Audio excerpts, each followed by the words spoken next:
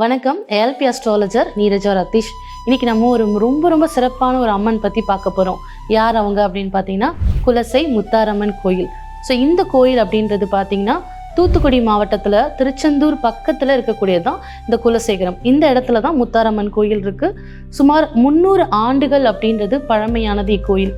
புராண கதை அப்படின்னு பார்த்தோன்னா இந்த கோயிலை ஆட்சி புரிந்த குலசேகர பாண்டியன் கனவுல ஒரு முறை பார்வதி தேவி என்ன சொல்லியிருக்காங்க அப்படின்னா, நான் இந்த கடல்லேருந்து சுயம்புவா வருவேன், எனக்கு ஒரு கோயில் எழுப்பி நீ வழிபாடு செய்யணும் அப்படின்னு சொல்லியிருக்காங்க. அதான் இந்த கோயிலோட புராண கதையாக சொல்கிறாங்க.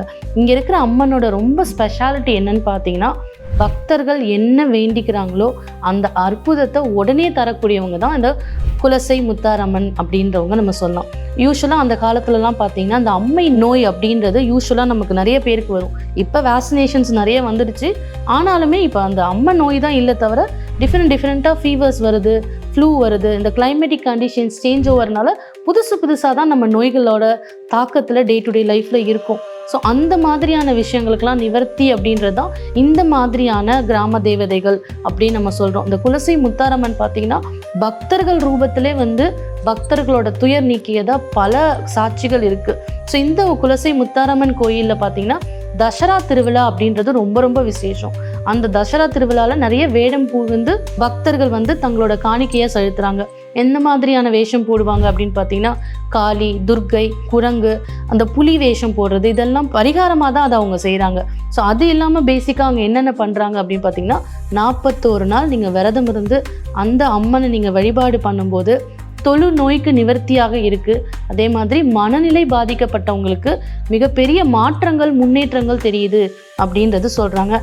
எனக்கு தெரிஞ்சு பெரும்பாலும் பார்த்துருப்பீங்க, இந்த கோயிலுக்குள்ளே போய் அருள் வாக்கு சொல்லாமல் வந்தவங்க இருக்கவே முடியாது. அந்த அளவுக்கு ரொம்ப பவர்ஃபுல்லான கோயில். அந்த எனர்ஜியை நீங்கள் கண்டிப்பாக அந்த கோயிலுக்கு போகும்போது உணர்வீங்க.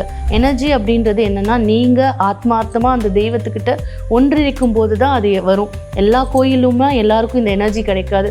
ஸோ இந்த கோயில் ரொம்ப பிரசித்தி பெற்ற கோயில். ஸோ இங்கே எந்த மாதிரியான பரிகார முறைகள் செய்கிறாங்க, அம்மனுக்கு வேண்டுதல்கள் செய்கிறாங்க அப்படின்னா, தீச்சட்டி எடுக்கிறது அப்படின்றது ஒரு முக்கியமான இருக்குது.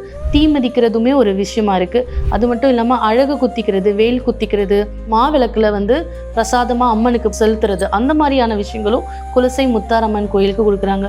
ஸோ உங்களுக்கு மனசு ரீதியாகவும் சரி, உடல் ரீதியாகவும் சில பிரச்சனைகள் இருக்குது, எனக்கு ஒரு நிவர்த்தி வேணும், என்னை காப்பாற்ற யாருமே இல்லைன்னு கைவிட்டவங்க எல்லாருக்குமே குலசை முத்தாரம்மன் கண்டிப்பாக உங்களை காப்பாற்றி விடுறதுக்கு அந்த தேவி அந்த இடத்துல அருள் பாலிக்கிறாங்க.